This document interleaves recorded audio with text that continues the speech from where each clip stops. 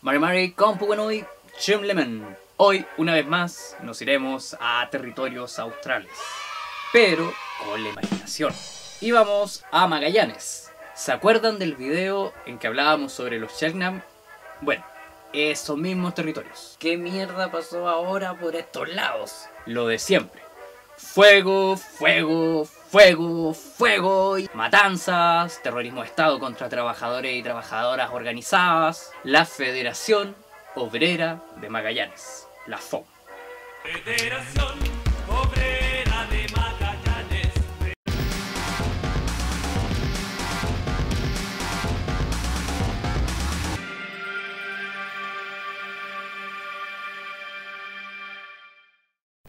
En 1903, el Estado mandaba a los milicos a disparar a obreros portuarios, luego a obreros del carbón en Coronel, Pampinos en Salitrera, Chile en 1904, el mitin de la carne, matanza en la Plaza Colón, la Escuela Santa María de Iquique, matanza contra mujeres en apoyo a la huelga del Tarro, obrero de Punta Arenas, obrero de Puerto Natales, luego en Punta Arenas de nuevo, minero en Lota, Pampinos en San Gregorio, minero en Curanilahue, comité de cesantes de la Foch, huelguista de Tejido Lourdes en Santiago, contra cesante y su familia en Alameda, los pies del monumento Higgins, campesinos en Petorca, salitreros de La Coruña, dirigentes en Vallenara, salto asesinato de la Foch, otra vez, campesino en Ranquil, ferroviario de heridos, campesino en Yayay, manifestante en Plaza Ercilla, comunero del Chape Chacay, minero del Loto otra vez, mapuche en Palmagua, campesino del Fundo La Isla, chofer y cobradores de micro en el 47, Pampericuni en Puerto Montt, y podría seguir 10 horas. Todas estas son solo algunas de las veces en que el Estado chileno, por medio de su ejército, ha apuntado su arma contra las personas que dice resguardar. Veces en que milicos, pacos y marinos han disparado gente a la que dicen proteger. Este largo y extenso país fue dibujado con sangre de obreros,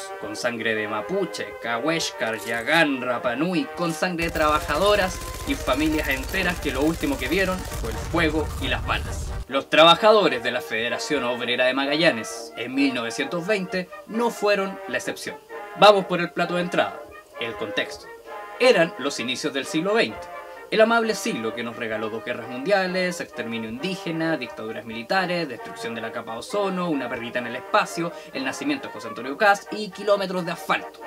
En el inicio de ese siglo, la oligarquía chilena se había consolidado, alcanzando el tremendo power, a consecuencia del régimen político parlamentarista que se instaló luego de la Guerra Civil de 1891.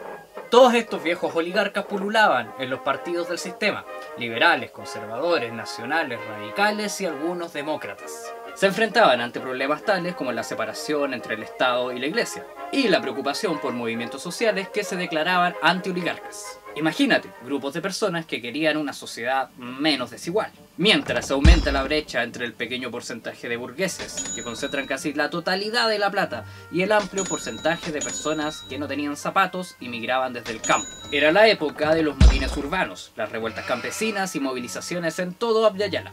En Chile, todo este rollo llegó también a un sector más intelectual, por ejemplo, estudiantes o líderes sindicales. Se puede decir que Chile estaba en proceso de pasar de ser una sociedad de patrones de fondo y campesinos, oligarcas y rurales, a verse más como una sociedad de clases sociales, o de estamentos sociales, ¿por qué no? Y de la clase trabajadora siempre surgen organizaciones representativas. Magallanes en este tiempo aún era un territorio que estaban colonizando, así que los lugareños no eran del todo considerados ciudadanos y ciudadanas. Olvidémonos entonces de ejercer derechos políticos.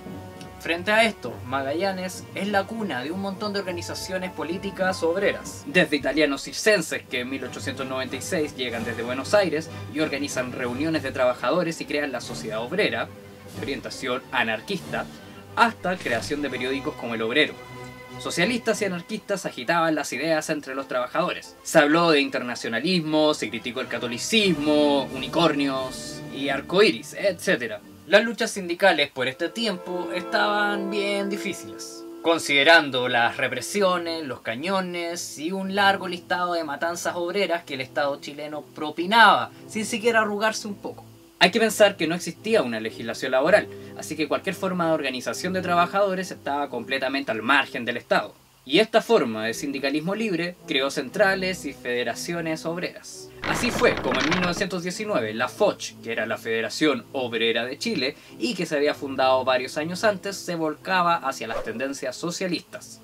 En 1911 se había fundado la FOM, que era la Federación Obrera de Magallanes, y esta se volcó más hacia el anarquismo. tal como otras federaciones ácratas y libertarias, como la filial chilena de la famosa Industrial Worker of the World, IWW Paleamigues, o la Federación Regional de Chile, alias FORCH. En Magallanes, las actividades económicas consideraban la explotación de ovejas en enormes estancias y también en frigoríficos, y la actividad portuaria, todo esto como la principal forma de hacerse el pan para la familia. Era un océano de ovejas y todo giraba en torno a la lana y a la carne. Así es que por estos sectores teníamos a un obrero de tipo rural. Muchos y muchas eran inmigrantes europeos que llevaban poco tiempo en este sector, que ya habíamos dicho, aún se estaba colonizando, luego asesinar y perseguir a los pueblos que aquí habitaban hace más de 10.000 años. Pero bueno, sigamos.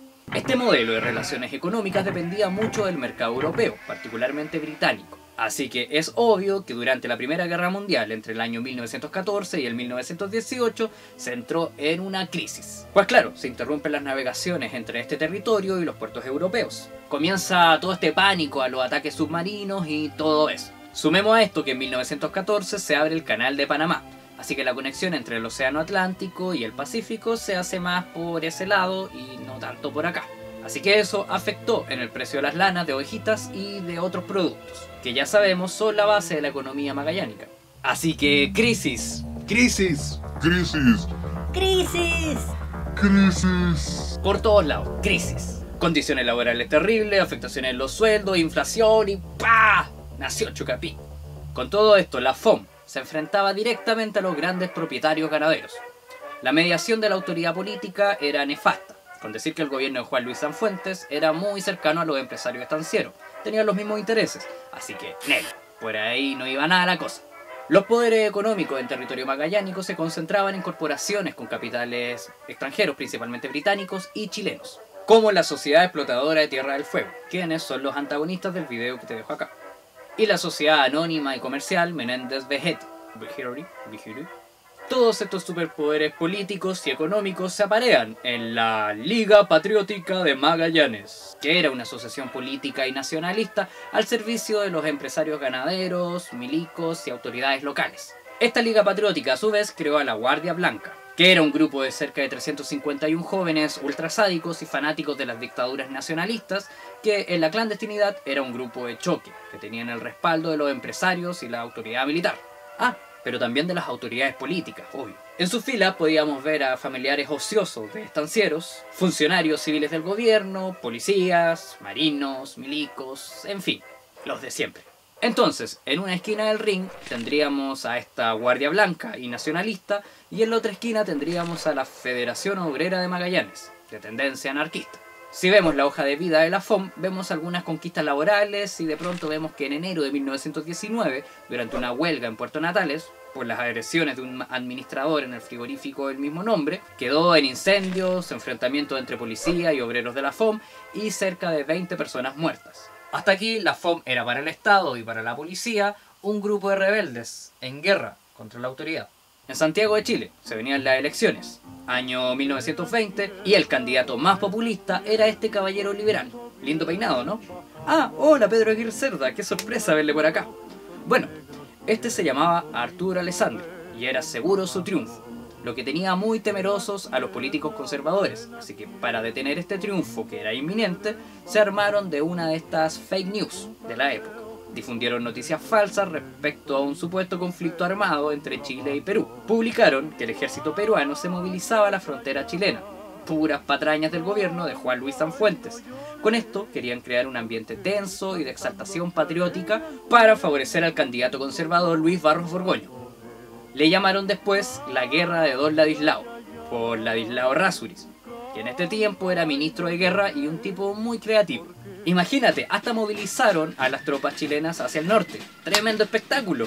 Como fuera, la cuestión funcionó y varios patriotas concurrieron a los cuarteles. Y los veteranos de la Guerra del Pacífico, que ahora eran abuelos mutilados y sin muchos ingresos, llegaron con sus banderas a marchar.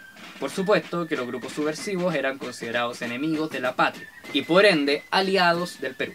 Se reprimieron y encarcelaron a obreros de la IWW y también a los estudiantes organizados de la Federación de Estudiantes de Chile, la FECH. En eso fue que encarcelaron al poeta anarquista José Domingo Gómez Rojas, que a consecuencia de las torturas, el aislamiento, La desesperación y una meningitis no diagnosticada por estar preso termina muriendo. Respecto a esta oleada de patriotas religiosos haciéndole el amor a la bandera, la Federación Obrera de Magallanes revela su posición tajantemente adversa a estos patriotas, mediante una declaración del día 16 de mayo de 1920 en el diario de la FOM, El Trabajo. Algunos tildan a este documento como el manifiesto anarquista de la FOM. El anarquismo de la FOM ya se venía notando desde algunas publicaciones de 1916 en su periódico El Trabajo. Ya se leían artículos cargados de contenido ácrata. De hecho, en 1917 el dirigente y creador del Partido Obrero Socialista, que después sería el Partido Comunista de Chile, Luis Emilio Recabarren, visita Punta Arenas. En esta visita se logra entrever algunas diferencias ideológicas entre los obreros anarquistas de la FOM y el marxismo de Recabarren. El domingo 25 de julio de 1920, la Liga Patriótica convoca un comicio patriótico. Con todo esto de la supuesta guerra con Perú, el patriotismo iba mucho más allá de saber quién quedaba más ebrio o ebria en fiestas patrias. Aquí iban a entregar apoyo al gobierno de Sanfuentes y su imaginario accionar ante una imaginaria guerra. La invitación a este mitin patriótico llegó a la sede de la FOM a últimas horas del día sábado, así que no hubo mucho tiempo que digamos para reunirse y saber qué hacer. Por ahí circulaba un panfleto anónimo que apelaba a la conciencia de los soldados, porque son hijos del pueblo. Al mitin de los patriotas llegaron entre 600 a 700 personas, milicos, marinos, autoridades y curiosos. La Liga Patriótica de Punta Arenas había nombrado ya el viernes 23 una nueva directiva, con lo más selecto de la burguesía local. Mariano Edwards, Temístocles Urrutia, etc. Bueno, este mitin lo hacen en la Plaza Muñoz Gamero, en donde Temístocles Urrutia dice lo siguiente. Los hijos de Chile, los pueblos de Chile, quieren que exista la patria chilena, grande, heroica, íntegra y soberana como siempre. Y sobre los sucesos que mencioné antes con respecto a la FECH, el asalto que hubo, ¿cierto?, a la Federación de Estudiantes de Chile, Urrutia dice lo siguiente. En las universidades de Chile deben estudiarse, deben discutirse, analizarse todas las ideas, como deben aprenderse todas las letras, las artes, todas las ciencias, pero nunca debe ser la cuna de espíritus turbulentos, revolucionarios o reaccionarios callejeros, de demoledores que a brincos y en desenfreno apocalípticos quieren destruir el orden social y que de un golpe y sin poder reemplazarlo siquiera remotamente por otro sentimiento noble, pretenden eliminar del alma nacional el grande y desinteresado sentimiento del patriotismo. Mientras todo esto pasaba, en la sede de la Federación Obrera se celebraba la Junta Dominical, con números artísticos y tremenda cantidad de obreros, obreras, sus hijos e hijas. Cuando se terminó ese mitin, cerca de 500 patriotas, varios de ellos que eran militares vestidos de civil, se fueron a gritos e insultos contra la sede de la FOM en calle Errázuriz. Gritaban, ¡muera la Federación! ¡Muera la Federación! Frente a este festival de insultos patrios, Jorge Olea y otros dirigentes obreros cerraron las puertas, como para evitarse dramas, claro. Un poco antes, un grupo de estos patriotas había ido a la calle Waldo Segel, frente al local del periódico El Magallanes, para provocar problemas allá. Y antes incluso, le prendieron fuego a una panadería obrera, que era de la FOM. El olor a pan tostado y los gritos culminaron con la llegada de las compañías de bomberos, quienes apagaron el fuego sin mayores obstáculos. Ahora, afuera de la FOM habían dos policías, uno a caballo y el otro haciendo guardia. Se rumoreaba en todo caso que las autoridades locales se habían reunido mucho tiempo antes para decidir qué hacer con la FOM. Así que de todas maneras había una sospecha de ataque. Así que los socios de la FOM se decidieron organizar para cuidar la sede durante la noche, formando grupos y haciendo turnos. Para el lunes, 26 de julio, todo iba bien normal. Los obreros y obreras magallánicas se informaban sobre el encarcelamiento de los dirigentes de la Federación de Estudiantes en Santiago. Existía una ola de persecución a los grupos considerados subversivos, y por supuesto que la FOM era uno de ellos. Los federados de la FOM preparaban una nueva vigilancia nocturna, unos 15 a 20 asociados bien acompañados por un par de revólveres.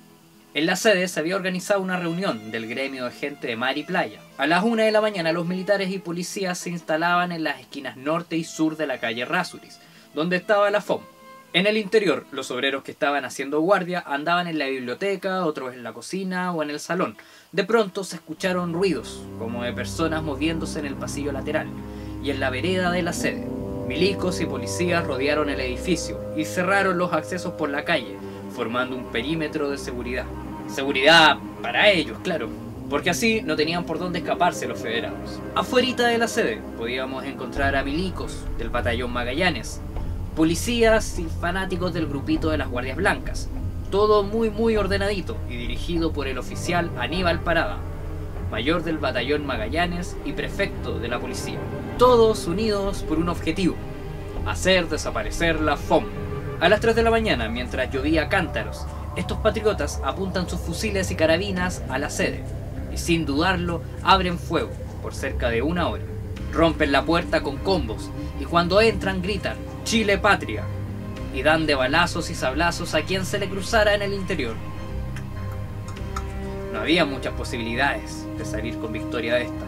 El grupo de asaltantes venía como si se hubieran metido varias líneas de cocaína, así que los federados intentan huir por los patios de las casas vecinas. Esa noche se destruyeron la imprenta del periódico El Trabajo y botan el calentador encendido y todo. Así que se empieza a quemar todo, absolutamente todo. Estos calentadores se alimentaban con acerrín, así que imagínate, acerrín desparramado, ahora por todas partes. Y fuego. Por ahí explota por el calor el recipiente de combustible de la imprenta y provoca tremendo escándalo, como de película de acción.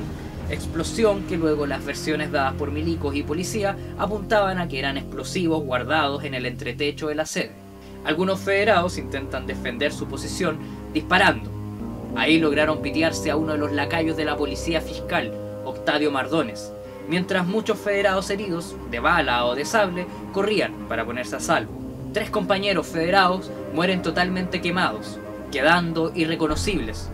Pasaron de ser mentes pensantes, corazones latiendo rebeldía, a ser carbón, rociado entre la madera quemada y las cortinas ardiendo. Solo algunos compañeros lograron huir.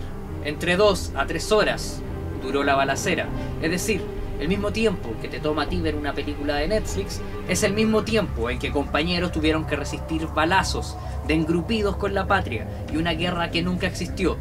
Ardientes defensores del capital estanciero, de los mismos que asesinaron indígenas para poner sus estancias, los mismos que ahora abrían fuego contra trabajadores y trabajadoras. Simultáneamente estaban asaltando el periódico El Socialista y su administrador fue sacado de su casa y fue llevado a la imprenta, la que por supuesto también quemaron. Llegaron los bomberos y se encontraron con que no había agua en el sector, mientras las 3 casas vecinas de la FOM también se quemaban. Un grupo armado de estos psicópatas obstaculizan el trabajo de bomberos, para que así no apaguen el fuego en la sede. Por acá es que uno de los comandantes de bomberos incluso llega a amenazar con darse un disparo. Si no me dejan pasar a las bombas, aquí mismo saco mi pistola y me voy a mandar un tiro. Ahí entonces le dejaron pasar, pero habían cortado el agua de los grifos y ya se encontraban con la sede completamente en llamas. Se relata que algunos voluntarios de bomberos fueron atropellados con armas de fuego por parte de los esbirros del poder. En la mañana, el gobernador Alfonso Bulnes Calvo decreta toque de queda y censura de la prensa. Los policías andaban en la calle reprimiendo cualquier reunión que fuera de 2 o más personas, allanando casas, buscando a los dirigentes que se le habían escapado de la muerte. El juez Carlos Orrego abre el proceso por el incendio de la FOM, pero lo abre contra Pedro Pacheco Triviño, que era uno de los obreros heridos de la FOM. ¿Eres tonto o algo así? A él le acusan de incendio y del homicidio del policía ese. Y por supuesto, jamás abrió el caso por el homicidio de esas 3 personas quemadas, aunque se inspeccionan los restos, que consisten en 3 esqueletos quemados. Pedro Pacheco declaró haber sido obligado por desconocidos a entrar a la sede que se estaba quemando y presentó una herida de revólver en la espalda. La noche del 27, los mineros se van a paro en solidaridad por los sucesos de la FOM, pero son amenazados con el despido inmediato. El gobernador Bulnes Calvo envió a la capital 2 telegramas con su versión de los hechos, en donde dice que básicamente hubo un desorden en la FOM, que no se sabía mucho, pero que quizás uno de los patriotas lanzó algún grito hacia el interior de la sede y que bueno, desde dentro los obreros comenzaron los disparos. Además, da como antecedentes que estos trabajadores eran antipatriotas y revolucionarios. Lo que Bulnes no dijo en este telegrama es que él mismo estuvo presente durante el incendio. En un segundo telegrama agrega que hubieron explosiones, lo que significaba que en el local había gran cantidad de material explosivo, que un policía fue asesinado por querer entrar a poner orden, pero que ya estaba todo bien, todo bajo control, besitos, bye. Muchos obreros fueron detenidos y también incomunicados. La policía civil buscaba al dirigente Jorge Olea y también al dirigente minero Leónidas Pereira, acusado de ser quien le hizo tragar plomo al policía. Ni la policía, ni la iglesia, ni la prensa, ni las autoridades gubernamentales se impactaron ni mostraron ni siquiera la más mínima solidaridad tras el incendio de la FOM. Vemos aquí cómo la oligarquía terrateniente y propietarios no quisieron meterse mucho en esto. Ellos pagaban para no ensuciarse las manos con sangre. Para eso tenían y tienen a los milicos, los marinos, los policías. No me digas que aún crees que están para protegernos. Si su existencia se excusa en la defensa de esas personas a las que realmente pegan balazos cada vez que sus patrones se lo ordenan. Históricamente han estado al servicio de los patrones de fondo, antes, y de los empresarios hoy en día. Pero pagados con nuestros impuestos, claro. Y si sus amos les piden ponerle 4 balas a un dirigente o a una dirigente sindical o a un mapuche, lo hacen nomás. Si para eso fueron domesticados en sus cuarteles. Sí, el final de la historia. ¿Verdad? Bueno, ¿esperaban un final distinto al de otros sucesos como este? Vean, cualquier película basada en hechos reales en Chile se encontrarán con que al final siempre aparecerá un texto como este. Los responsables materiales e intelectuales de estos crímenes quedaron en completa impunidad. Los militares Barceló Lira y Aníbal Parada se jactaban públicamente de ser los responsables de estos sucesos. Amenazaban abiertamente a cualquiera que los cuestionase. Ellos sabían que gozaban de la impunidad que solo un país como Chile puede dar. Bueno, sí, otros países también. Un país en donde un dictador genocida se vuelve senador vitalicio, con enormes lujos, y muere de viejo, y en absoluta tranquilidad, sin haber visto siquiera la cárcel. Un país que más parece un fundo, con ganas de transformarse en empresa privada, un Chile de sociedad anónima, que por dentro no es más que un horrible pasillo de mall, en donde no hay espacio para que la historia sea más que un ramo lectivo y que sucesos como este, o el del incendio en la cárcel de San Miguel, con la muerte de 81 presos, sean carnada para el morbo de la prensa y su respaldo al terrorismo de Estado. Un terrorismo que comienza desde el momento en que hablamos de poder, desde el instante en que pusimos a la autoridad en su rol de dominador, en su función de darnos a tragar balas cada vez que nos levantamos. Abre los ojos, hermano, hermana, y date cuenta que terrorista es el que te obliga a vivir esta miseria disfrazada de Disneylandia con colores y retail, y no quienes se rebelan contra ella. Peucayal con Puche. Hey, por si todavía sigues ahí, tengo un mensaje para ti. Soy el tío Escupidor y vengo desde el futuro. Vengo a decirte que la revista Rebeldías es una revista que en el futuro va a ser furor dentro del movimiento crítico, dentro del movimiento anarquista. Es una revista que promueve el pensamiento rebelde, el pensamiento crítico. Esta sexy revista anarquista se publica gracias al aporte de amigos, amigas y amigues. Así que si quieres aportar con algo de catch, textos, reseñas o sueños, puedes escribirles y contactarles en estos contactos. Además, mira, tiene unas imágenes que son re bonitas. Mira este flamenco que está cagándose a Bolsonaro.